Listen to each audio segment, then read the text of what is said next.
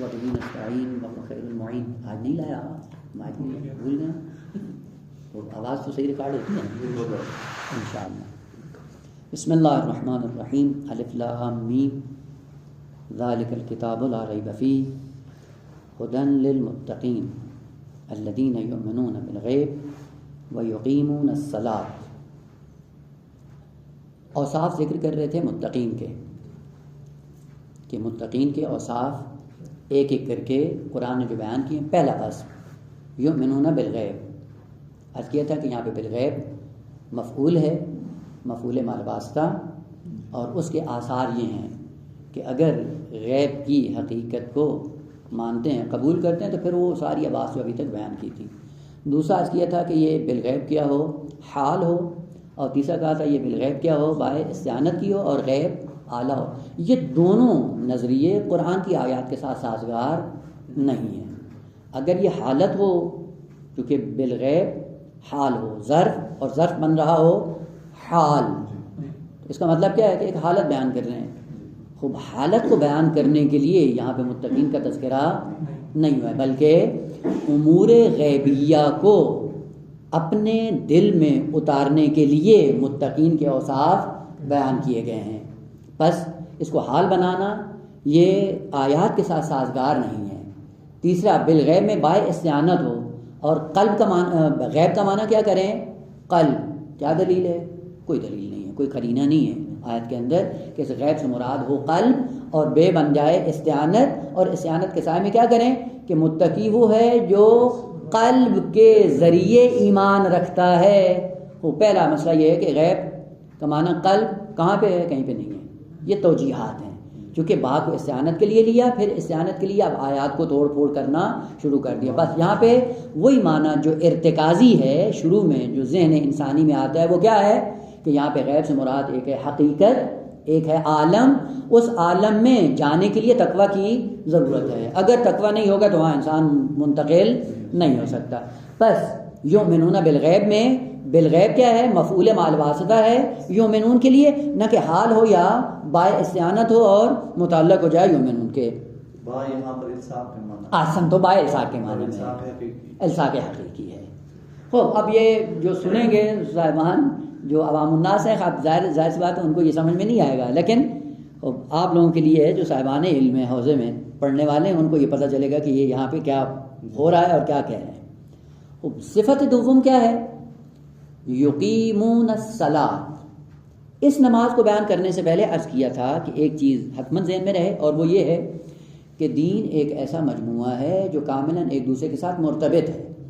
اگر ایک مجموعے کو آپ نے الگ کر دیا اور دوسرے مجموعے کو الگ کر دیا تو گویا کہ آپ نے دین کو کیا کر دیا ہے، نابود کر دیا ہے. اسی لیے سورہ مبارکہ حجر میں خالق کائنات نے کچھ لوگوں کے اوصاف بیان کیے ہیں. ان میں سے بعض لوگ ایسے ہیں کہ جو دین کے اندر، کتاب خدا کے اندر تقسیم کے قائل ہو جاتے ہیں. وَجَعَلُوا الْقُرْآنَ عِضِينَ، عین سات ذات والا، یہ اور نون. اذا مفرد ہے، اذون جمع ہے رفیع حالت میں، عِضِین نسبی اور جری حالت. جیسا سنا، جس کا معنی سنا کا معنی کیا ہے، سال، اس کی جمع کیا ہے، سنون یا سنین. سنین عظیم، اسی کے بدن پہ اذا. خوب، معنی کیا ہے اس کا، اصل میں لفظ ہے عین ضاد واو عضو عزو. یہ عضو یا عزو اس کا معنی کیا ہوتا ہے، ایک چیز کو جدا کرنا. اعضاء انسانی کو اعضاء اسی لیے کہتے ہیں کہ ایک دوسرے سے جدا ہوتے ہیں، الگ الگ ہوتے ہیں. ہاتھ آنکھ نہیں ہے، آنکھ ناک نہیں ہے، ناک کان نہیں ہے. بس چونکہ ہر ٹکڑا اعضاء انسانی کا، بدن انسانی کا الگ الگ ہے، اس لیے ان کو کیا کہا جاتا ہے، عضو. عضو بھی کیا ہے، اس کا معنی کیا ہے، جدا کرنا. عزو کا معنی بھی جدا کرنا ہے، لیکن اس فرق کے ساتھ بیٹا کہ عزو جدا کرنا معنی مصدری ہے، اور عضو کیا ہے، اس میں مصدر، یعنی جدائی کرنے کے بعد جو وجود میں آتا ہے اسے کیا کہتے ہیں، عضو. اس عضو میں صرفی تعلیل ہوئی ہے. صرفی تحلیل کے بعد عضو کیا بن گیا ہے، عزتن، سمتن، سنتن. خوب، یہ جو عزتن ہے، عزت بھی کیا ہے، وہی اس میں مصدر ہے. کیا معنی، بے معنی ہے جدائی. اس کی جمع ہے عزین. اب کیا ہوا؟ جعلوا القرآن عضین، بعض لوگ ایسے ہیں بدبخت جنہوں نے قرآن کو ٹکڑے ٹکڑے کر دیا. کیسے ٹکڑے ٹکڑے کر دیا؟ کہ کیا کہا بعضوں نے کہا یہ کتاب خدا کیا ہے؟ کہا یہ سحر ہے، کتاب ہدایت نہیں ہے. تیسرے نے کیا کہا کہ معاذ اللہ پیغمبر کذاب ہے، جھوٹ بولتا ہے کہ اللہ کا کلام اس کا اپنا بنایا ہے، اللہ کی طرف منسوخ کرتا ہے. وہ بعض کیا کہتے ہیں؟ کہتے ہیں یہ شاعر ہے. ہو شاعر کہنے کا مطلب کیا ہے؟ یعنی یہ کتاب ہدایت نہیں ہے. ہو بس کیا ہے؟ یہ شاعری ہے. البتہ یہاں پہ رک کر ایک مطلب جو ہے ابھی یہیں عرض کر دوں، بعد میں ممکن ہے فرصت ہو یا نہ عرض کر دیں. سورہ مبارکہ یاسین میں ہے وما علمناہ الشعر، ہم نے پیغمبر کو شعر کی تعلیم نہیں دی. وما ینبغی لہ، اور پیغمبر کے لیے سزاوار بھی نہیں ہے کہ وہ شعر گوئی کرے. وہ کیا سمجھ میں آتا ہے؟ پیغمبر نے کبھی کوئی شعر کہا ہے؟ جی ہم نے پیغمبر کو شعر کی تعلیم نہیں دی، اور مقام نبوت کے ساتھ سازگار بھی نہیں ہے کہ شعر جیسی حقیقت کے اندر وارد ہو جائے. اگر پیغمبر کے لیے نہیں ہے تو جو ان کے اوصیاء ہیں خلفاء ائمہ طاہرین، ان کے لیے پھر سزاوار ہے؟ ان کے لیے بھی نہیں. ان کے لیے نہیں. آپ دیوان امیر المومنین کو اٹھا کر دیکھیں کیا ہے؟ الا بقدر القد قد تنقسم المعالی من طلب العلا سحر اللیالی. وہ یہ کیا ہے؟ شعر نہیں ہے. وہ آپ اٹھا کر دیکھیں مفاتی، وہاں پہ کلام منظوم امیر المومنین کا، جہاں پہ اپنے آپ کو واسطہ دے کر اللہ کی بارگاہ میں دعا مانگ رہے ہیں. وہ سارا کلام کیا شعری ہے، اور وہ 15-16 شعر ہیں جو مناجات کی صورت میں امیر المومنین نے بیان کیا. ابھی بھی اٹھا کے دیکھ لیں، مفاتی کی فہرست اٹھا کر دیکھیں گے، وہاں پہ آپ کو ملے گا. آپ دیکھیں مناجات منظوم امیر المومنین فہرست میں آپ نکالیں گے وہ 15 شعر فوراً مفاتی کے اندر آ جائیں گے. اگر دیکھنا چاہیں ابھی بھی نکال سکتے ہیں. یہ کیسے ہو گیا کہ اگر پیغمبر کے لیے سزاوار نہیں ہے تو جو ان کے اوصیاء ان کے لیے سزاوار ہے ان کے لیے سزاوار نہیں ہے. وہ پھر کیسے دیکھتے ہیں کہ انہوں نے یہ کہا ہے؟ اب یہیں سے انسان کے لیے لمحہ فکریہ بن جاتا ہے. قرآن کیا کہنا چاہ رہا ہے؟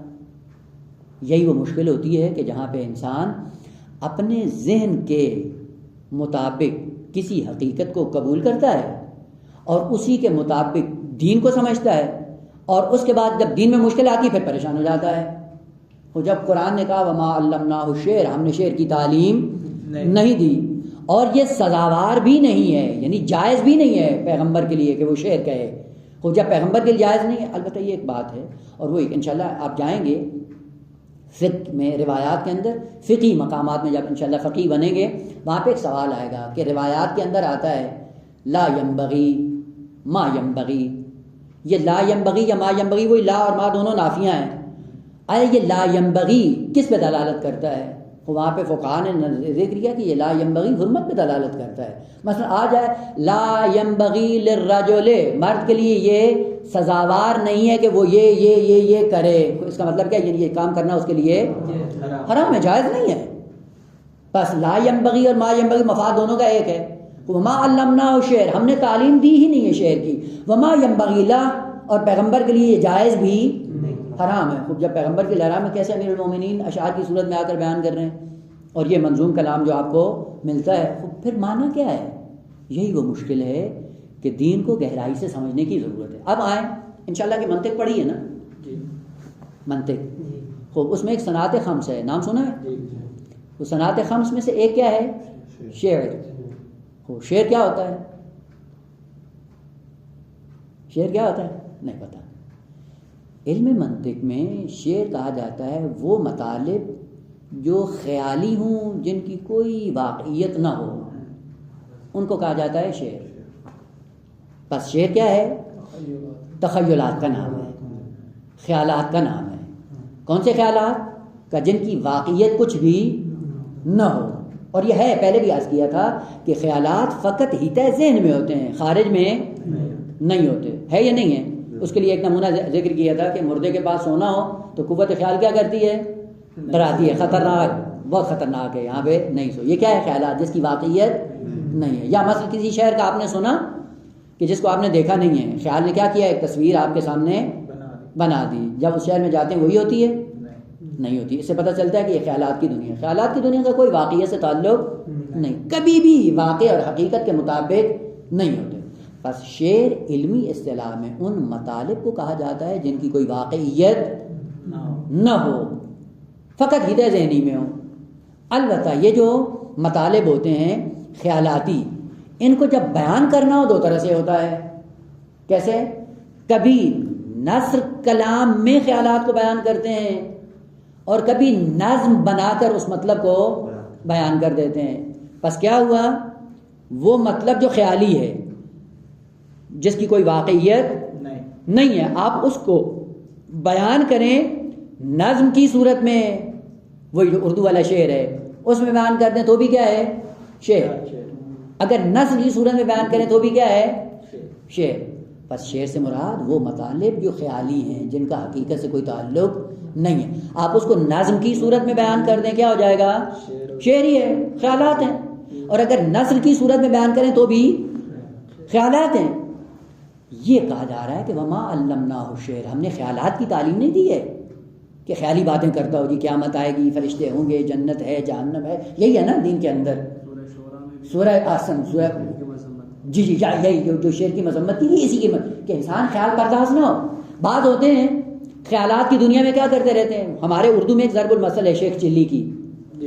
وہ شیخ چلی کیا ہے؟ سوچتا رہتا ہے یہ جس کی کوئی واقعیت نہیں ہے. وہ یہ شعر کا مجسمہ ہے. شعر کا مجسمہ کیا ہے؟ یعنی کوئی بھی اس کی حقیقت نہیں ہے. بس شعر سے مراد قرآنی اصطلاح میں کیا ہے؟ یعنی وہ مطالب یا وہ حقائق کہ جن کی کوئی واقعیت نہ ہو. خوب اول سے آخر تک قرآن نے کیا ذکر کیا ہے؟ کہ خدا ہے, جہنم ہے, بہشت ہے, ملائکہ ہیں, قبر ہے, عذاب ہے, نعمتیں ہیں. یہ خیالات ہیں یا واقعیت ہے؟ اب یہ ہوگا کہ جب یہ پردہ ہٹے گا نا, اس کے بعد خطاب آئے گا, افسحر ھذا ام انتم لا تبصرون. خوب تم جو کہتے تھے کہ یہ سارا جادو ہے, پیغمبر نے یہ سارا جادو کیا ہوا, یہ خیالات ہیں. جب جہنم دیکھیں گے تو اس وقت خدا کی طرف سے خطاب آئے گا, افسحر ھذا, اب بتاؤ جہنم جادو ہے یا تمہیں نظر نہیں آ رہی تھی اس وقت؟ بس شعر کا مطلب کیا ہے؟ وہ مطالب جو خیالات پر مبنی ہوں, جن کی کوئی حقیقت نہ ہو, واقعیت نہ ہو. اب وہ نظم کی صورت میں ہو تو بھی خیال ہے, نثر کی صورت میں ہو تو بھی خیال ہے. بس نظم کو شعر نہیں کہتے ہیں. اردو میں شعر کیا ہوتا ہے؟ جو منظوم کلام ہو. منظوم کلام کو ہم کیا کہہ دیتے ہیں؟ شعر. یہ اردو والا شعر ہے. لیکن عربی میں جا کر شعر پوچھو کس کو کہتے ہیں؟ عربی میں شعر کہتے ہیں خیالاتی بات. وہ جو اردو کا شعر ہوتا ہے عربی میں اس کو منظوم کہتے ہیں. نظم میں پرویا ہوا, نظم کے ساتھ بعض کلمات کو ادا کرنا. ادھر سے برعکس اگر ایک حقیقت کو بیان کریں جو حقیقت پر مبنی ہو, آپ نظم کی صورت میں بیان کریں تب بھی حقیقت ہے, نثر کی صورت میں بیان کریں تو بھی حقیقت ہے. خوب یہ کہنا چاہ رہا ہے خدا کہ ہم نے اپنے محبوب کو خیالات کی تعلیم نہیں دی ہے, اور خیالاتی باتیں کرنا ممنوع ہے پیغمبر کے لیے. خوب جب پیغمبر کے لیے ممنوع, تمام ائمہ کے لیے ممنوع ہے. خوب امیر المومنین کا شعر کیا ہے؟ الا بقدر القد قد تنقسم المعالی, جتنی محنت کرو گے اتنی بلندی ملے گی, اور جو بلندیوں کا طالب ہوتا ہے وہ رات کو بیدار رہتا ہے. یہ خیالی بات ہے یا حقیقت ہے؟ بس نظم کی صورت میں حقیقت کو بیان کیا ہے. بس حقیقت اور ہے, شعری بات اور ہے. شعری خیالات کو کہتے ہیں. سورہ اب وہ ہے نظم خاص, انا اعطیناک الکوثر فصلی لربک وانحر ان شانئک هو الابتر. یہ شعر نہیں ہے, یہ خود حقیقت ہے جو نظم میں بیان ہوئی ہے. پس ذہن میں رہے, منظوم کلام, ہم منظوم کلام کو اردو میں کہتے ہیں شعر, نہ یہ اردو کا شعر ہے. عربی میں شعر کس کو کہتے ہیں؟ جو خیالی کلام ہو. پس فرق ہوا. لفظ شعر کی اصطلاحیں دو ہیں, اور چونکہ ہمیں پتہ نہیں تھا اس لیے فوراً مبہوت ہو گئے, فوراً پزل ہو گئے. یہ کیسے ہوا بھائی؟ شعر امیر المومنین کہہ رہے ہیں اور پیغمبر اسلام نہیں کہہ رہے ہیں. نہ, شعر کوئی معصوم نہیں کہتا, خیالاتی بات کوئی بھی نہیں کہتا. اب وہ نظم کی صورت میں ہو تو بھی حقیقت ہے, نثر کی صورت میں ہو تو بھی حقیقت ہے. اب انہوں نے کیا کیا دین کے ساتھ؟ بات واضح آ گئی ذہن میں. بس یہ کیا کرتے ہیں؟ دین کو, کتاب خدا کو ٹکڑے ٹکڑے کر دیتے ہیں. جب یہ کیا تھی؟ حقیقت واحدہ تھی. حقیقت واحدہ کو کسی نے سحر کہہ دیا, جادو کہہ دیا، کسی نے کذب و افتراء کہہ دیا، اور کسی نے آ کر معاذ اللہ پیغمبر کو شاعر کہہ دیا کہ یہ خیالاتی باتیں کرتا ہے معاذ اللہ، اور کسی نے کہا کہ یہ مجنون ہے معاذ اللہ۔ خوب اس سے کرنا کیا چاہتے ہو؟ کرنا یہ چاہ رہے ہیں کہ آغا اصل قرآن کو ہدایت سے گرانا چاہ رہے ہیں، یہ کہ قرآن پیغام ہدایت نہیں، اس لیے مختلف تہمتیں لگاتے ہیں۔ اور یہ ہوتا ہے آغا ہر زمانے میں ہوتا ہے، مثلا فرض کریں، اور یہ ہے آغا، یہ تعجب نہیں کریے گا، یہ ہمارے آج کل کے معاشرے میں بھی ہوتا ہے۔ مثلا فرض کریں آج اگر آپ یہ ثابت کر لیتے ہیں کہ نظریہ ولایت فقیہ ایک نظریہ اسلامی ہے اور ایک جمع غفیر ہے جو اس نظریے کی مخالف ہے، اگر کوئی عالم دین جا کر ہمارے اردو معاشرے میں جا کر کہے کہ اس وقت نظام ولایت فقیہ ایک نظام اسلامی کا حصہ ہے، وہ کہیں گے یہ پاگل ہے۔ وہ پاگل کی تہمت لگا کے کیا کرنا چاہ رہے ہیں کہ اس کی بات پہ ترتیب اثر نہ دیا جائے۔ اور یہ آج کی بات نہیں ہے، یہ انبیاء کے زمانے سے چلتا آ رہا ہے، لہذا پریشان ہونے کی ضرورت بھی نہیں ہے۔ وہ کیوں کرتے ہیں یہ کام؟ چونکہ مستقیماً پیغام ہدایت سے مقابلہ کرنے کی صلاحیت نہیں رکھتے ہیں، تو پھر کیا کرتے ہیں؟ سب سے پہلے جو پیغام ہدایت لے کے آتا ہے اس کو کنڈم کرتے ہیں۔ ہاں، اس کو کنڈم کریں، ان کو کنڈم کرنے کے بعد کیا ہوگا؟ کہا کہ جو بات کر رہا ہے وہ بھی اس کی کوئی حیثیت نہیں ہے۔ خوب یہ آج کا کام نہیں ہے، یہ جب سے انبیاء کا سلسلہ آیا ہے یہ سلسلہ چل رہا ہے۔ بس کیا ہے، قرآن کیا کہنا چاہ رہا ہے کہ آغا قرآن ایسی تعلیمات کا مجموعہ ہے جو آپس میں مرتبط ہیں، اور یاد رکھو اگر تم نے اس ارتباط کو توڑ دیا تو تمہارا انجام بھی کیا ہوگا؟ انہی کفار اور مشرکین کی طرح ہوگا جنہوں نے قرآن کو ٹکڑے ٹکڑے کر کے الگ الگ کر دیا۔ کسی نے کہا یہ جادو ہے، کسی نے کہا یہ شعر ہے، کسی نے کہا یہ فلاں ہے، یہ فلاں ہے، فلاں ہے، پہ ہوا آخر میں کرنا کیا چاہ رہے تھے کہ آغا دین کے اندر کوئی ہدایت کا پیغام بشریت کے لیے نہیں ہے۔ یہ ایسی باتیں کرتا ہے کہ بلکہ قیامت ہوگی، قبر ہوگی، حساب کتاب ہوگا، فلاں ہوگا، یہ سب خیالات کی دنیا، مریں گے تو مرنے کے بعد سب کچھ ختم ہو جائے گا، یہاں دنیا میں عیاشی کرو۔ کیوں کیا؟ دین کو اپنے مقام سے گرانے کی کوشش کی۔ خوب آئیں اس زمانے میں دین کو جو تعلیمات کو جدا کیا گیا اس رنگ میں کیا گیا، آج کس طرح کرتے ہیں؟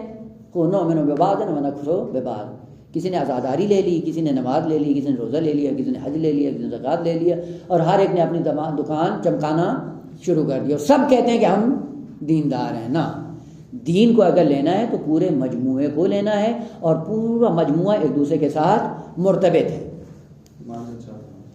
یہاں پہ جمعے والے دن جن اشعار کے پڑھنے کی نفی کی گئی، یہی مشکل ہے فقہی اعتبار یہ خیالی ہے؟ ہاں یہی ہے۔ اگر خیالات ہو تو شب جمعہ کے اندر کوئی قید نہیں ہے، جب بھی ہو مکروہ ہے۔ اگر حقیقت کے ساتھ اس کا تعلق ہے کوئی کراہت نہیں ہے۔ اسی لیے آپ فقہا کی جب کتابیں اٹھا کر دیکھیں یہاں پہ دقت کی ضرورت ہے۔ آغا شعر کہنا مکروہ، کیا مطلب؟ امیر المومنین کے وصف میں حقائق بیان کرنا یہ نظم کی صورت میں مکروہ ہے؟ نہ، یہ نہیں ہے۔ بس ذہن میں رہے کہ اگر فقہ کے باب میں بھی جاتے ہیں آپ کو فتویٰ فقہی معلوم ہونا چاہیے کہ آپ اگر خیالاتی باتیں کر کے لوگوں کو سلا رہے ہیں، دین سے بیزار کر رہے ہیں، اس کے لیے شب جمعہ کی قید نہیں ہے، طول ہفتے میں یہ کام جائز نہیں ہے۔ اور اگر آپ حقائق پر مبنی باتیں کر رہے ہیں، وہ نثر کی صورت میں ہو یا نظم کی صورت میں ہو، پھر مکروہ ہے۔ مثلا یہی منظوم کلام امیر المومنین کا مفاتی میں ہے، ہو اب یہ پنجشنبے کو پڑھنا کیا یہ مکروہ ہو جائے گا؟ کون سی بات ہے یار، کون سا فتویٰ دے رہے ہو؟ خوب آئیں پہلے اس حقیقت کو واضح کرو، اس کے بعد پھر آگے فتاویٰ کو بیان کرو۔ واللہ یہ عبادی ترین عمل ہے امیر المومنین کا، یہ کلام جو مفاتی کے اندر ذکر ہوا ہے کہ جہاں پہ امیر المومنین اپنے ابن عم یعنی چچا زاد پیغمبر اسلام کا واسطہ دے کر خالق کائنات کی بارگاہ میں آ کر گڑ گڑا رہے ہیں، یہ کیا ہے؟ یہ حقیقت میں مبنی ہی نہیں ہے، اگرچہ نظم کی صورت میں بیان ہوا ہے۔ بس یہ ذہن میں رہے، شعر کا معنی نظم نہیں ہے، شعر کا معنی خیالاتی باتیں کرنا ہے، اور وہ مکروہ ہے انسان کے لیے۔ کیوں؟ کیونکہ اس سے کیا ہوتا ہے، انسان حقیقت سے دور ہو جاتا ہے۔ جیسے ہی حقیقت سے دور ہوتا ہے آہستہ آہستہ پھر دین سے دوری کا سلسلہ شروع ہو جاتا ہے انسان کی زندگی میں۔ خوب عرض کر رہے تھے کہ دین ایک ایسا مجموعہ ہے کہ جو آپس میں مرتبط ہے، پورے دین کا ارتباط ہے نماز کے ساتھ، اور نماز کا ارتباط ہے ولایت کے ساتھ۔ عرض کیا تھا کہ یہ ولایت عمل انسانی ہے، فعل انسانی، اس لیے فروع دین کا حصہ ہے، اور وہ ولایت جو عقیدے سے مربوط ہے وہ قرب الہی کی منزل ہے کہ جس کو طے کرنا ہے۔ خوب اب آئیں ایک ایک کلمے کو تھوڑا سا واضح کرنے کا، کیا ہے نمازیوں کا سلسلہ یا متقیوں کا وصف دیگر؟ الذین یقیمون الصلاۃ، جو نماز کو برپا کرتے ہیں، قائم کرتے ہیں۔ آئیں پہلے سب سے قیام کا معنی کریں۔ قیام کس کو کہتے ہیں؟ دیکھیں، جب بھی کوئی شخص نبرد میں یا جنگ میں ہوتا ہے کسی کے ساتھ، اگر کسی کے ساتھ جنگ کرنی ہو تو بہترین حالت کیا ہوتی ہے مقابلہ کرنے کی؟ قیام کی حالت. خوب بیٹھے ہوئے کوئی انسان قیام نہیں کرتا ہے، لڑتا نہیں ہے. جنگ میں جائیں اور بیٹھ جائیں، چار زانو ہو کے بیٹھ جائیں جی ہم تو لڑنے آئے ہیں، نہ. ہمیشہ جب معرض جنگ میں ہوتا ہے انسان تو حالت قیام میں ہونا چاہیے اس کو. خوب حالت قیام کیا ہوتی ہے؟ وہ بہترین حالت ہوتی ہے جب انسان اپنے دشمن پہ حملہ کرنے کی بھرپور صلاحیت رکھتا ہے. خوب کیا وصف ذکر کیا؟ الذین یقیمون الصلاۃ، نماز کو برپا کرتے ہیں. یہاں سے دو نقطے ذہن میں آتے ہیں. سب سے پہلے کیا ہے کہ دین کو برپا کرنے کی ضرورت ہے، نماز کو قائم کرنے کی ضرورت ہے. اور قیام کرنے کے لیے کرنا کیا ہے کہ اس کی حالت قیام ہونی چاہیے، ایک بات. اور مطلب دیگر یہ ہے کہ یہیں سے پتہ چلتا ہے کہ انسان دائماً حالت جنگ میں ہے. کبھی بھی جنگ سے یہ اس کو چھٹکارا نہیں ہے. سو رہا ہو تو بھی حالت جنگ میں، بیٹھا ہو تو بھی حالت جنگ میں، درس پڑھ رہا ہو تو بھی حالت جنگ میں، حتیٰ نماز میں ہو تو بھی حالت جنگ میں. اور وہ کیا ہے؟ ایک دائمی جنگ کا سلسلہ ذات خدا نے انسان کی ذات کے اندر رکھ کر دنیا میں روانہ کیا ہے. اور وہ کیا ہے؟ انسان کی فطرت میں فَأَلْهَمَهَا فُجُورَهَا وَتَقْوَاهَا، فجور اور تقوی کی صلاحیت اس انسان کے اندر رکھ کر روانہ کیا ہے. جب رکھ کے روانہ کیا تو کیا کرے گا؟ یہ تقوی اور فجور آپس میں ہمیشہ لڑتے رہیں گے. ممکن نہیں ہے کہ انسان جنگ سے چھٹکارا حاصل کر سکے، دائمی جنگ میں مبتلا ہے. خوب اب آئیں، جب دائمی جنگ میں مبتلا ہے تو کیا ہوگا؟ فجور ہوئی، فسق فجور جیسے بند کرنے گناہ، وہ اس کی آگے ہی دی ہے. لیکن یہ انسان کو اکساتا ہے. مانا کریں گے انشاءاللہ جب آیت میں آتے ہیں. پہلے یہ ہے کہ دو صلاحیتیں انسان کے اندر ہیں. فجور کی دنیا میں اگر جانا چاہے جا سکتا ہے، تقوی کی دنیا میں اگر جانا چاہے تو جا سکتا ہے. اور دونوں کی خواہشات انسان کی ذات کے اندر موجود ہیں یا نہیں ہیں؟ وہ ہیں. اگر وہ صلاحیت نہ ہو تو یہ شہوانی مناظر کی طرف جذب انسان نہ ہوتا. وہ اگر صلاحیت نہ ہوتی تو صلاحیت ہے تبھی تو جذب ہوتا ہے. بس اس سے دوسرا مطلب جو ذہن میں آتا ہے وہ کیا ہے کہ ہمیشہ انسان حالت جنگ میں ہے. وہ حالت جنگ کا قانون کیا ہے؟ جو ظاہری طور پہ بدنی اعتبار سے جنگ ہوتی ہے اس کے 3 قانون ہیں. ایک قانون کیا ہے کہ آپ غالب آ جاؤ گے اور سامنے والے کو مغلوب کر دو گے، وہ تمہارا اسیر ہو جائے گا. خوب اگر وہ اسیر ہو گئے تو آپ کیا ہو جاؤ گے؟ فاتح، اور وہ کیا ہو جائے گا؟ مغلوب. دوسری حالت یہ ہے کہ آپ مغلوب ہو جائیں، وہ غالب آ جائے. درست ہے؟ اس صورت میں آپ نابود ہو جاؤ گے، وہ جو آپ کا دشمن ہے وہ آپ پہ فاتح ہو جائے گا. تیسری صورت کیا ہے؟ صلح کر لو، کہ تم اپنے دائرے میں ہم اپنے دائرے میں، ایک دوسرے کو چھیڑتے نہیں ہیں. یہ 3 صورتیں قابل فرض ہیں عام جنگ میں. لیکن یہ جنگ جو انسان کی ذات کے اندر جاری ہے اس کی فقط 2 صورتیں ہیں، تیسری صورت نہیں ہے، صلح والی نہیں ہے. یہاں پہ یا فجور غالب آئے گا یا تقوی غالب آئے گا. آپ کہیں تقوی کہیں نہیں میں ادھر ہوں آپ ادھر ہو، کہا یہ نہیں ہو سکتا. یہ جنگ ایسی ہے کہ جس میں ایک حتمن فاتح ہے. خوب جب اس میں ایک حتمن فاتح ہے تو اس جنگ میں کیا کرنا ہے؟ کیا اسلحہ لے کے آنا ہے؟ کس اسلحے سے یہ جنگ آپ لڑیں گے جس کے سائے میں آپ کو کامیاب ہونا ہے؟ کہ متقی دائماً حالت جنگ میں ہے. اور اس متقی کے پاس جو پہلا وصف ہے بنام یقیمون الصلاۃ، یہیں سے پتہ چلتا ہے بہترین اسلحہ اس کے پاس کیا ہے؟ نماز ہے. بہترین شمشیر، بہترین اسلحہ، بہترین افزار، بہترین وسیلہ. خوب یہ وسیلہ جب ہے انسان کے ہاتھ میں اس دائمی جنگ میں کامیاب ہونے کے لیے، تو پھر اسلحے کو کیا کرو؟ بٹھا کے رکھو. وہ قائم کرنا ہے. تلوار چلانے کی ضرورت ہے، تلوار کو اٹھانے کی ضرورت ہے، تلوار کو قیام میں لانے کی ضرورت ہے، آسن ہمیشہ ساتھ رکھنے کی ضرورت. اب یوں نہیں ہے کہ نیام میں ڈال کے بیٹھے رہو میں مسلح پہ ہے اور اس کے علاوہ میرا کوئی سلسلہ نہیں ہے. دیکھیں قرآن کی تعبیریں کتنی خوبصورت ہیں. پس وصف دوم کیا؟ الذین یقیمون الصلاۃ. ابھی معنی کرو تو لفظ قیام، لفظ قیام کے 2 معنی ہیں. البتہ مادہ کیا ہے؟ قاواما، اس سے قیام بھی نکلا ہے. قاواما معنی کیا ہوتا ہے؟ ایک خاص حالت ہوتی ہے انسان کی معرض حرکت میں آنے کے لیے. اور شاید پہلے بھی عرض کیا ہو. کون سی ہوتی ہے؟ کہ یہ آپ نے دیکھے ہوں گے یہ جو دوڑ کے مقابلے ہوتے ہیں، دوڑ لگاتے ہیں نا، وہ ایک حد پہ آ کے کھڑے ہو جاتے ہیں اور پھر نیما خیز حالت میں بیٹھ جاتے ہیں. بیٹھتے نہیں ہیں، نیما خیز ہوتا ہے. وہ حالت ذہن میں آ گئی نا. اس حالت کو عربی میں قیام کہا جاتا ہے. کس کے منتظر ہوتے ہیں؟ اس ریفری کی سیٹی. جیسے سیٹی بجے گی یہ فوراً دوڑ پڑیں گے. اس حالت کو حالت قیام کہا جاتا ہے. ہمیشہ یہ حالت ہونی چاہیے. وہ کیسے ہوگا؟ وہ نماز کے لیے جب نماز کو برپا کرنا تو کیا کریں؟ وہ سوتے رہیں. سیٹی اذان ہے، وہ اذان کے منتظر رہتے ہیں. اس سے پہلے سارے مقدمات انجام دے کر بیٹھا رہتا ہے، منتظر رہتا ہے کہ کب اللہ کا اذن ہو اور میں کود پڑوں. اس کو کہا جاتا ہے قیام. پھر اس قیام کی دو قسمیں. ایک قیام کا معنی کیا ہوتا ہے؟ اردو میں کہتے ہیں کھڑا ہونا، یہ ایک معنی ہے. اور دوسرا معنی کھڑا ہونا نہیں، مطلب ایک آدمی کھڑا ہوا آپ کہیں گے یہ قائم ہے. اور کبھی ہوتا ہے کھڑا ہونے کو قیام نہیں کہتے ہیں بلکہ مقاومت کو قیام کہتے ہیں. مقاومت کیا ہوتی ہے؟ مقاومت کہتے ہیں ایستادگی. ایک ہے ایستادن، کھڑا ہونا، میں کھڑا ہوں. اور دوسرا ہے مقاومت. یہیں سے پتہ چلتا ہے مقاومت قلب انسانی کا وصف ہے، نہ جسم انسانی کا. ممکن ہے لاش کھڑی ہو لیکن مقاومت کھڑا ہوا ہے لیکن اندر سے مقاومت نہیں. اس لیے جب غیبت کرتا ہے، جھوٹ بولتا ہے، کوئی پرواہ نہیں ہے. اس سے پتہ چلا کہ اس کے اندر مقاومت نہیں ہے. خوب بیٹھا ہوا ہے لیکن کبھی بھی اپنے آپ کو گناہ سے آلودہ نہیں کرتا ہے. کیوں؟ چونکہ مقاومت ہے. بس قیام کا معنی مقاومت ہے، نہ کھڑا ہونا ہے.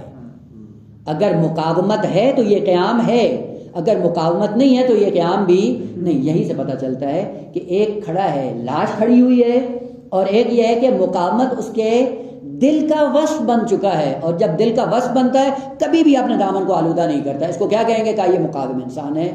کہاں پہ؟ فجور کے مقابلے میں. اصل فجور کو اپنی ذات کے اندر آنے نہیں دیتا ہے. اسی لیے خالق کے کائنات نے قرآن میں جب کہا کہ آپ کو کیا کرنا ہے؟ قیام کرنا ہے. قیام یعنی مقاومت کرنی ہے. مقاومت یعنی مقابلہ کرنا ہے دشمن کا. اور جب تک مقاومت آپ کے دل میں نہیں بیٹھے گی، عرض کیا تھا کہ جب تک وہ صفت اخلاقی کے طور پہ آپ کے دل میں بیٹھ نہیں جاتی، آپ فروع دین میں کچھ بھی نہیں کر سکتے ہو. بس سب سے پہلے مقاومت اپنے دل کے اندر ایجاد کرنی ہے.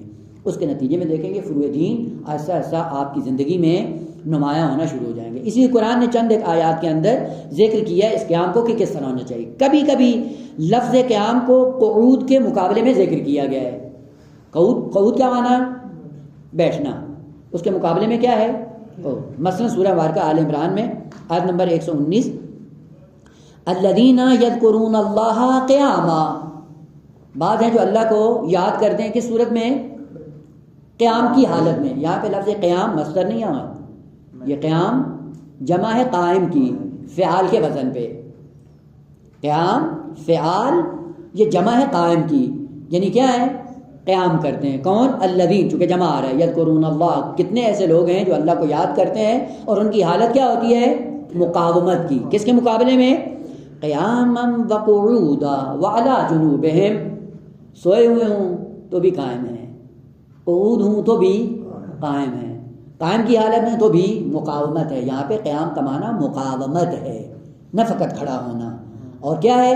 کہ یہ مقاومت میں بھی قیام ہے، قعود میں بھی قیام ہے، جنوب میں بھی قیام ہے. ہر حالت میں مقاومت ہے. خود جب سوتے ہیں تو کیا کرتے ہیں؟ سب سے پہلے وہ سارے آداب جو سونے کے لیے ائمہ تارین نے بیان کیے ہیں، ان آداب کو انجام دینے کے بعد عالم نوم میں جاتا ہے. اور عالم نوم کیا تھا؟ وہ بھی اس کے لیے درس ہے، تعطیل نہیں ہے. حتیٰ سونے میں بھی کوئی تعطیل نہیں ہے. بس علی جنوبہم، اگر یہ آرام کرتے ہیں تو بھی مقاومت کے سائے میں اللہ کی یاد میں جا کر سوتے ہیں. بس سونا بھی مقاومت ہے، بیداری بھی مقاومت ہے، قعود بھی مقاومت ہے، اور بعض اعمال یہ سارے کیا ہیں؟ مقاومت کے سائے میں انجام پاتے ہیں. السلام علیکم حین تقوم. اب یہ ہے حین تقوم حین، جتنے بھی ہیں یہ زیارت علی یاسین یہی بتاتی ہے کہ دیکھیں امام قائم ہے، کس طرح سے ہر حالت میں امام قائم.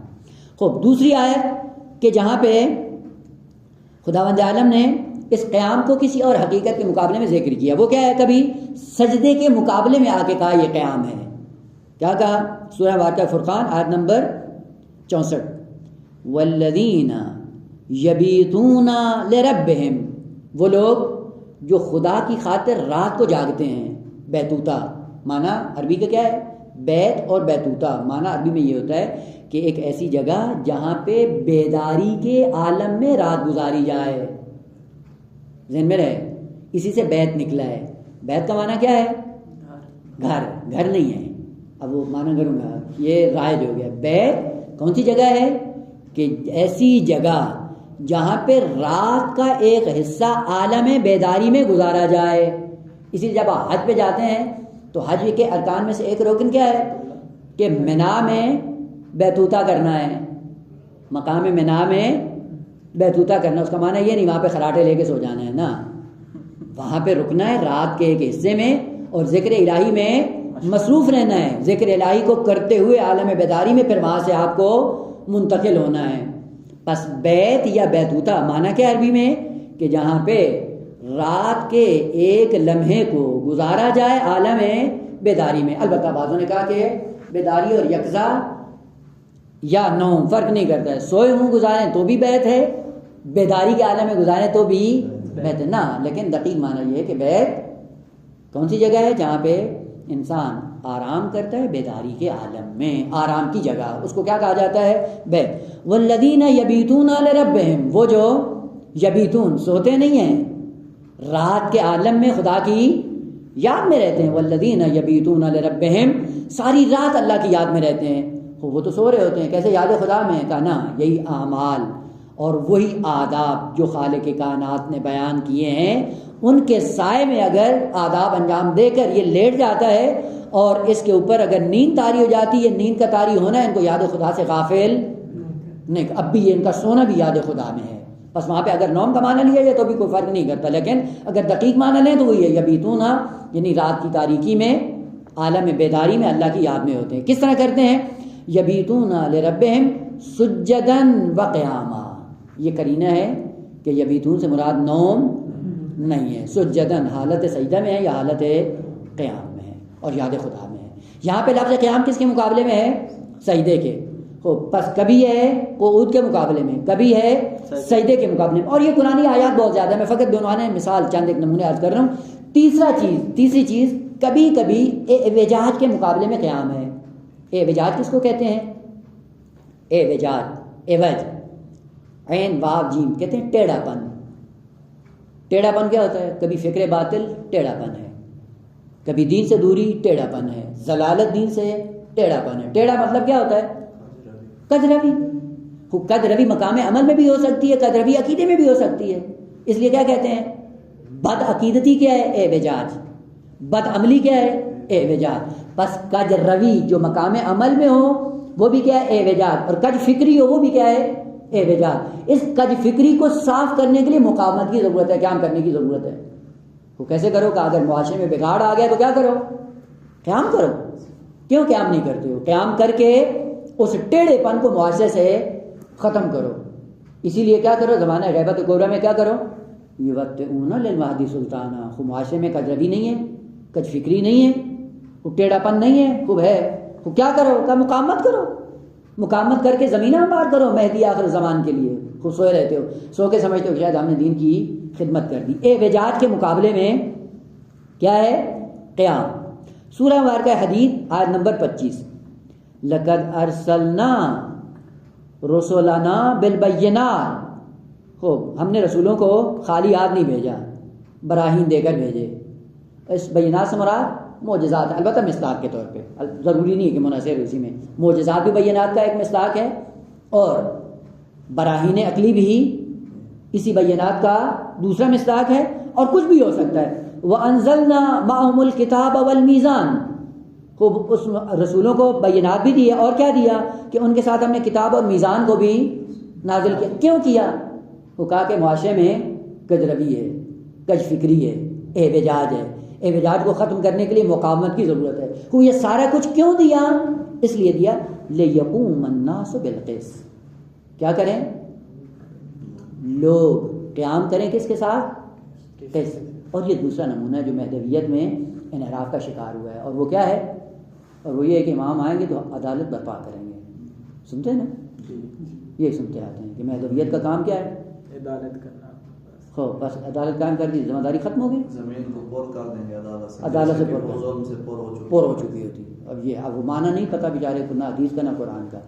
آغا یہ سارے مقدمات خداوند عالم فراہم کرتا ہے. کہا کہ ارسال رسول ہمارا کام ہے، بینات کو دے کر بھیجنا ہمارا کام ہے، کتاب و میزان کا نازل کرنا ہمارا کام ہے. لوگوں کی بھی کوئی ذمہ داری ہے یا نہیں؟ لوگوں کی ذمہ داری کیا ہے؟ لیقوم الناس بالقسط، عدالت کو برپا کرنا یہ لوگوں کی ذمہ داری، امام کی نہیں ہے. پھر امام کا کیا کام ہے؟ امام کا کام ہے ہمارے اور آپ کے شعور کو بیدار کرنا. جس دن ہمارا شعور بیدار ہو جائے گا اسی دن یہ بشریت عدالت کی خواہاں ہو جائے گی. بشریت خود آ کر کہے گی کہ یہاں پہ عدالت کو ہونا چاہیے. یہ کہاں سے آئے گا؟ کہ جب انسان کے اندر شعور آ جائے گا، آگہی آ جائے گی، اس کے دن یہ خود بخود قیام کریں گے. یہی کام امام خمینی نے کیا ہے کہ آ کر شعور دیا تھا اس کو. واللہ عدالت کا یہ خود خواہاں ہیں دین کے، ان کے اندر شعور پیدا کرو، اس کے بعد خود ہی طاغوت کو گرا دیں گے. اور آپ کی بھی ذمہ داری یہی ہے کہ جا کر لوگوں کے اندر دینی شعور پیدا کرو. جب دینی شعور پیدا کرو کہ دیکھو کہ ایک دن یہ خود لوگ کھڑے ہو جائیں گے. بس بعض وہ ذمہ داریاں جو قرآن نے بیان کی ہیں ان ذمہ داریوں سے غفلت کا نتیجہ ہے کہ آج دین کی یہ صورتیں ہمارے سامنے بدل گئی ہیں. واللہ دین کی صورت صاف اور شفاف ہے. اگر کتاب خدا کو ملاحظہ کریں 2 اور 2 4 کی طرح اس نے ذکر کیا ہے، اور وہ یہ ہے کہ آئیں اس بشریت کو جہالت سے نکالیں. وہ جب بشریت سے جہالت کو نکال لیں گے اسی کے بعد آپ کی ذمہ داری ختم ہو جائے گی. اس کے بعد دیکھیں گے لوگ قیام کرتے ہیں یا نہیں کرتے ہیں. اور اس کا بہترین نمونہ امام باقر اور امام صادق علیہ السلام کی زندگی ہے. آپ کو پتہ ہے تاریخی اس دور میں کہ جب بنو امیہ کے مظالم عروج پہ پہنچے تو اہل بیت کی مظلومیت کا نعرہ لگا کر بنو عباس میدان عمل میں اتر آئے. اور لوگوں نے بھی کہا کہ دیکھا ہوا تھا، لوگوں نے کہا واقعی اہل بیت مظلوم ہے. تو پھر کیا کیا؟ کہ اہل بیت کی مظلومیت کو ختم کرنے کے لیے ہم نے قیام کیا ہے. وہ بنو عباس نے حکومت بنو امیہ سے چھین لی. کس کے نام پہ؟ اہل بیت کے نام پہ. خود وہاں پہ اگر امام باقر یا امام صادق قیام کرتے تو ان کو حکومت نہیں ملتی. عقل کیا کہتی ہے؟ وہ کیوں نہیں کی؟ جب آ کے لوگوں نے سوال کیا کہ آپ کے نام پہ حکومت لے رہے ہیں تو آپ کیوں قیام نہیں کر رہے ہیں؟ امام علیہ السلام نے، دونوں معصوموں نے یہ فرمایا دیکھو قانون الہی ہے. اور وہ کیا ہے؟ قانون الہی یہ ہے کہ جن پر تمہیں حکومت کرنی ہے سب سے پہلے وہ آپ کو قبول کرتے ہیں. جن پہ آپ کو حکومت کرنی ہے وہ پہلے آپ کو قبول کرتے ہیں. دوسرے مرحلے میں ان کے اندر شعور ہونا چاہیے. بس پہلی ذمہ داری ہماری یہ کہ ان کے اندر شعور کو اجاگر کریں. یہی وہ مطلب تھا جس کو میں نے ایک جگہ عرض بھی کیا کہ انبیاء کیا کرتے ہیں؟ لوگوں کی جہالت اور کمزوری کو دیکھنے کے بعد ان کی کمزوری کو ختم کرنے کے لیے ان کو شعور دیتے ہیں. لیکن جو فرصت طلب ہوتے ہیں مغرض لوگ، سامری، وہ کیا کرتے ہیں؟ لوگوں کی کمزوریوں سے سوء استفادہ کرتے ہیں. چونکہ یہ جاہل ہے، اس کو جس طرح سے آپ استفادہ کرنا چاہتے ہو، استعمال کرنا چاہتے ہو کر سکتے ہو. بنو امیہ سامری تھے، بنو عباس سامری تھے جنہوں نے لوگوں کی کمزوریوں سے غلط فائدہ اٹھایا ہے. لیکن معصومین نے کیا کہا نا پہلی صورت یہ ہے کہ ان کی جہالت کو ختم کیا جائے، ان کو شعور دیا جائے. اگر ان کے اندر شعور آ جائے گا اس کے بعد دیکھیں گے یہ خود ہی کھڑے ہو جائیں گے. اور شعور دینے کے لیے امیر المومنین نے 25 سال خون جگر پیا ہے. 25 سال خون جگر پینے کے بعد شعور دے دیا. جب شعور دیا امام نے اس کے بعد دیکھیں مدینہ کے اندر سارے اطراف سے لوگ آ کر اکٹھے ہو گئے. ان کا نا خلیفہ ہے تو یہی ہے، اس کے علاوہ ہمیں کوئی خلیفہ قبول نہیں. دیکھیں اب یہ جو کہتے ہیں 25 سال امیر المومنین گھر میں بیٹھے رہے، گھر میں نہیں بیٹھے رہے. وہ گھر میں بیٹھے رہتے تو تیسری خلافت کے بعد یہ اتنا جم غفیر جو مدینہ میں جمع ہوا، جس کے لیے نہج البلاغہ میں امیر اسلام فرماتے ہیں کہ نزدیک تھا کہ حسنین ان کے پاؤں کے نیچے کچل دیے جاتے. یہ کہاں سے آئے ہیں؟ یہ 25 سال کی امیر المومنین کی محنت تھی جو مختلف خواص کے ذریعے مختلف شہروں کے اندر مبلغ بنا کر انہوں نے کیا، اور انہوں نے جا کے کام کیا. اور 25 سال کے بعد سارے اٹھ کے مدینے میں آ گئے اور امیر المومنین کی خلافت کیا ہو گئی ہے؟ تثبیت ہو گئی ہے. بس یوں نہیں ہے کہ معصوم ہاتھ پہ ہاتھ رکھ کے بیٹھا رہتا ہے. نا، معصوم کا کام ہے لوگوں کو آگہی دینا، شعور دینا، ان کی کمزوریوں سے کبھی غلط فائدہ نہیں اٹھاتا. یہی وجہ تھی کہ امام باقر اور امام صادق علیہ السلام کا حسین موقع جو تھا وہ نشر علم کا تھا. نشر علم کا ایک موقع ملا، اور موقع ملنے کے بعد ایسا ایسا لوگوں نے ان کو شعور دینے کی کوشش کی ہے.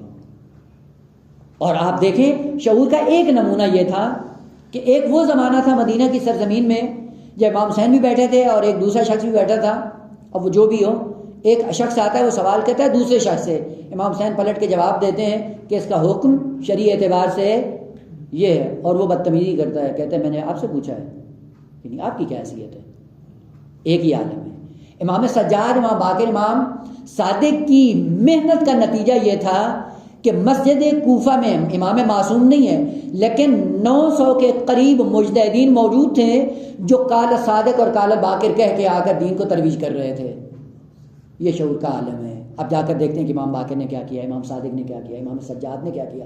وہی مدینہ جس میں امام حسین سے مسئلہ شرعی پوچھنے کے لیے یہ امت حاضر نہیں تھی، آج کوفہ کے اندر 900 آدمی قال باقر قال صادق کہہ رہا ہے۔ کیا ہوا ہے؟ یہ شعور تھا جو ائمہ طاہرین نے دیا، اور شعور کے بعد اگر یہ سلسلہ باقی رہتا تو شاید یہ مشکلات جس کا آج مسلمانوں کو درپیش ہیں، یہ حالات شاید یہ نہ ہوتے۔ بس یہ ذہن میں رہے کہ اعوجاج کے مقابلے میں جب مقاومت آئے اور قیام آئے تو اس کا معنی کیا ہے کہ آپ کو ان کج رویوں کو ختم کرنا ہے، ان کج فکریوں کی اصلاح کرنی ہے جو کج فکری اور کج روی کے نتیجے میں آ کر دین کا حصہ بن چکے ہیں، ان کو ختم کرنے کی ضرورت ہے۔ اور یہیں سے دوسرا مطلب ملتا ہے وہ کیا کہ لیقوم الناس بالقسط، عدالت خود بشر برپا کرے گا، لیکن بشر کو شعور کون دے گا؟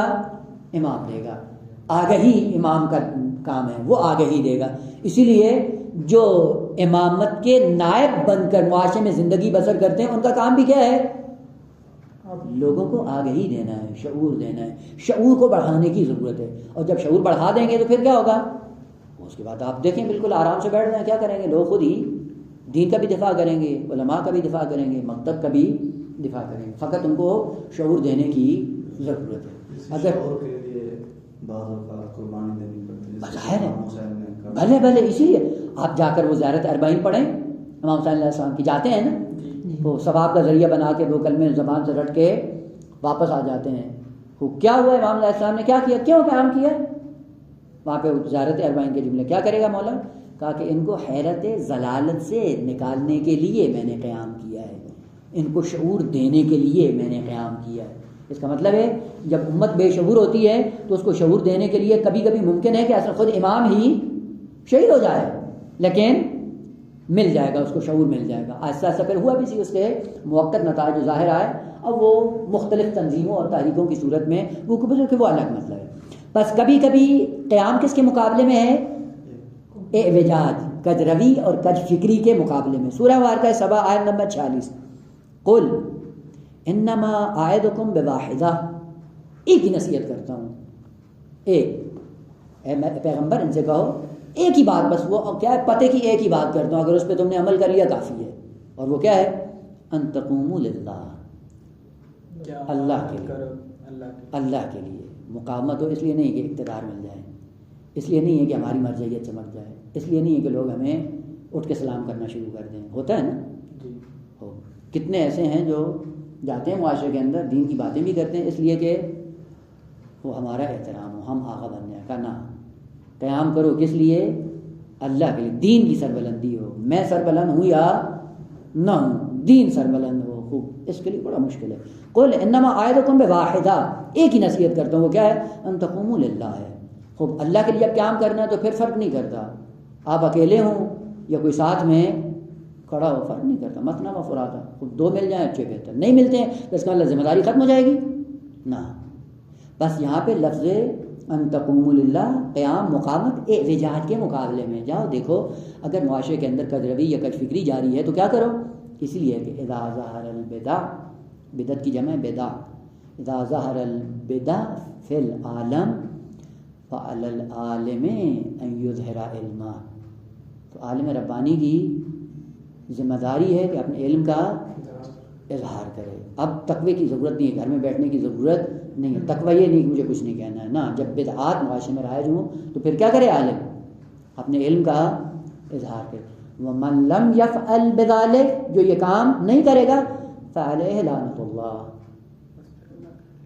وَالْمَلَائِكَةِ وَالنَّاسِ أَجْمَعِينَ، اتنی سختی کے ساتھ کوئی مضمون نہیں آیا ہے، خدا کی لعنت، ملائکہ کی لعنت، اور پوری بشریت کی ایسے عالم پہ لعنت ہو کہ جو معاشرے کے اندر بدعات کو دیکھتا ہے اور کلمہ حق کا اظہار نہیں کر سکتے. کریں اظہار کریں, منوانا آپ کا کام نہیں ہے. آپ کا کام ہے حق کے مطلب کو بیان کرنا بس. آگے مانے یا نہ مانے وہ آپ کی ذمہ داری نہیں ہے, آپ کی ذمہ داری میں شامل ہی نہیں ہے. وہ آپ کیا کرنا ہے, وہ آپ حق کی بات کرو اور بات کو, البتہ قرآن کے اندر وہ ہے سخت باتیں بھی ہیں, ابھی ان کی طرف نہیں جانا. ابھی معنی کر رہے تھے قیام کا معنی کیا ہوا, دو معنی. ایک معنی کیا ہے, کھڑا ہونا, یہ بت کا کام ہے, اور ایک ہے مقاومت, یہ کس کا کام ہے, قلب انسانی کا کام ہے. وہ متقین کی صفات ذکر کی, کیا, الذین یقیمون الصلاۃ, جو کیا ہیں, نماز کو برپا کرتے ہیں. کیوں برپا کرتے ہیں, کہ اس لیے کہ دائمی جنگ میں ہے, دائمی جنگ میں اپنے اسلحے کے ساتھ آ کر مقاومت کرتا ہے, قیام کرتا ہے, جنگ کرتا ہے, جنگ کرنے کے بعد کامیاب ہو جاتا ہے. دوسری بات یہ ہے کہ آخر پورے قرآن میں جب آپ نماز کی نسبت تعبیر دیکھتے ہیں تو اس کلمے کے علاوہ آپ کو کوئی اور تعبیر نہیں ملے گی. کہیں کیا ہے, یقیمون الصلاۃ, کہیں پہ کیا ہے, اقیم الصلاۃ, کہیں پہ ہے اقام الصلاۃ, یہی مادہ ہے. اس سے ہٹ کے اصل نماز کے بارے میں کچھ بھی نہیں آیا ہے. مثلا الذین مکناہم فی الارض, اگر ہم ان کو زمین کی قدرت توانائی دے دیں تو سب سے پہلا کام یہ کیا کریں گے, اقام الصلاۃ. پہلا کام یہ کریں گے کہ یہ کیا کریں گے, نماز کو برپا کریں گے. بس اگر نماز کی حقیقت کو دیکھا جائے تو آقا واقعا نماز کو برپا کرنے کی ضرورت ہے. مثلا نماز کے ارکان کیا ہیں, نماز کے ارکان کیا ہیں, نیت, خوب یہ ساری چیزیں. خوب ان میں سے مجھے یہ بتائیں کہ یہ سارے کام جو ہیں ان میں سے کون سی ایسی چیزیں ہیں جن کا تعلق اذکار سے ہے اور کون سی ایسی چیزیں جن کا تعلق افعال سے ہے. نیت ذکر ہے یا فعل, رکوع فعل ہے یا ذکر, نیت ذکر ہے, فعل ہے, فعل جوانحی, فعل قلبی ہے. فقط ایک قراءت ہے جو ذکر ہے, اس کے علاوہ سارے افعال. بس یہ پوری نماز کو بھی اگر آپ دیکھیں تو یہ افعال پر مشتمل ہے. بیچ میں ایک رکن ہے ذکر, ذکر کو پڑھا جاتا ہے, فعلوں کو, فعل کو برپا کیا جاتا ہے, فعل نہیں پڑھے جاتے ہیں. بس جب کہتا ہے خدا یقیمون الصلاۃ, برپا کرو, یہ افعال ہیں, یہ فعل ہیں. نماز فعل انسانی ہے, عمل انسانی ہے. وہ حقیقت ہے نماز کی طرف اگر غور کریں تو پڑھی نہیں جاتی ہے. ہم نے کیا کیا, اس ایک فعل کی نسبت کیا کیا جو ذکر ہے, اس کی نسبت ہم نے پورے افعال کو ذکر بنا دیا, پڑھنا شروع کر دیا. جب نماز پڑھی جاتی تو پھر کیا ہوتا ہے, قیام نہیں ہوتا. جب قیام نہیں ہوتا تو پھر دین مردہ ہو جاتا ہے. آغا اس کو قائم کرنے کی ضرورت ہے, اس کو پڑھنے کی ضرورت نہیں ہے. قیام کرنے کی ضرورت ہے, رکوع کرنے کی ضرورت ہے, سجدہ کرنے کی ضرورت ہے, تشہد کرنے کی ضرورت ہے. یہ سارے افعال ہیں اور افعال پڑھے نہیں جاتے, افعال کو برپا کیا جاتا ہے, انجام دیا جاتا ہے. ایک بات بس اگر حقیقت نماز کو دیکھا جائے تو کاملاً یہ تعبیریں بتاتی ہیں کہ آقا اس کو برپا کرنا ہے آپ کو. اور دوسری بات کہ حقیقت نماز ہے کیا, چونکہ کتاب خدا کتاب حقیقت ہے, اور کتاب حقیقت کیا کرتی ہے, حقیقت کے مطابق گفتگو کرتی ہے. یعنی جس طرح جس کی حقیقت ہوگی اسی طرح قرآن آ کر اس کو بیان کرے گا. مثلا خدا نے جب کہا اولئک کالانعام بل ہم اضل, معاذ اللہ خدا نے گالی دی ہے جی, گالی ہے, کتاب گالی ہے, یہ کتاب فحش ہے. کیوں کیا, کہا ان کی حقیقت بتائی کہ یہ ایسے ہیں. مثلا کیا کہا, مثلہم کمثل الکلب ان تحمل علیہ یلہث او تترکہ یلہث. یہ گالی دی ہے, حقیقت بیان کی ہے. کہ بعض ایسے ہیں ان کی حقیقت یہ ہے, وہ بعضوں کے کیا ان کی مثال کیا ہے, کمثل الحمار یحمل اسفارا. یہ حقیقت ہے یا گالی ہے, حقیقت ہے. جب قرآن حقیقت کے مطابق بات کرتا ہے تو یہاں پہ بھی آ کے قرآن نے حقیقت کے مطابق ہی بات کی ہے, اور وہ کیا ہے کہ الصلاۃ عماد الدین یا الصلاۃ عمود الدین. دین کیا ہے آغا, دین ہے آپ کا مسکن, دین ہے آپ کا گھر, دین ہے آپ کا بیت, دین ہے جس میں آپ کو ابدی زندگی گزارنی ہے. وہ گھر کہاں سے بنایا ہے, یہی دنیا سے بنا کر جانا ہے. یہاں پہ بناؤ گے, آخرت میں رہو گے اسی گھر میں جو آپ نے مسکن اپنے لیے بنایا ہے. سوال, مسکن کیسے بنتا ہے؟ آپ ایک کمرہ بنانا تو کیا کرتے ہیں, آپ ستون ڈالتے ہیں یا نہیں ڈالتے ہیں؟ خود چھت بغیر ستون کے ہوتی ہے, وہ چھت بغیر ستون کے نہیں ہوتی. وہ ستون کیا ہے کہ دین میں نماز ستون کی حیثیت رکھتی ہے. اگر نماز ہے تو دین ہے، اور اگر نماز نہیں ہے تو دین کیا ہو جائے گا؟ زمین بوس ہو جائے گا.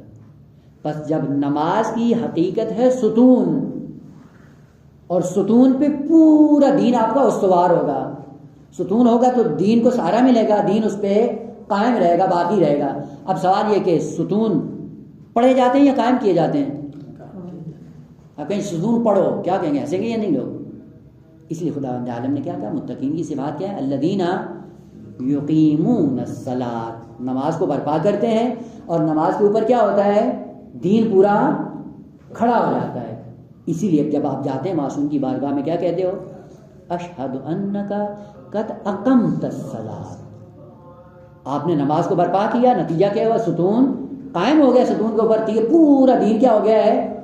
محفوظ ہو گیا ہے. عزیز من، فرق یہ ہے، ایک معصوم وہ ہے جو جھکتا ہے، ایک سجدہ کرتا ہے، اس کے ایک سجدے کی حیثیت ایسی ہے کہ ایسا ستون بنتا ہے قیامت تک کے لیے بشریت کا دین برپا ہو جاتا ہے. اور ایک ہم ہیں کہ جب سجدہ کرتے ہیں تو اپنا دین ہی اس نماز پہ استوار نہیں ہوتا. اور اسی کی ترغیب دلائی ہے خدا نے کہ متقین کون ہیں؟ الذین یقیمون الصلاۃ، نماز کو برپا کرتے ہیں. جب نماز برپا ہو جاتی ہے تو اس کے آثار کیا ہیں؟ انشاءاللہ اگلے اس میں عرض کریں گے. آثار دو طرح سے ہیں، بعض ہیں وجودی صورت میں اور بعض ہیں عدمی صورت میں. وہ آثار جو عدمی اور سلبی صورت میں وہ کون سے ہیں جو نماز پر مترتب ہوتے ہیں اگر نماز برپا ہو جائے، اور وہ آثار جو وجودی صورت میں ہیں جو نماز سے جنم لیتے ہیں وہ کون سے آثار ہیں؟ انشاءاللہ قرآنی آیات کے ساتھ ان کو بیان کریں گے، اور اسی سے انشاءاللہ سلسلہ باس آگے بڑھے گا. الحمدللہ.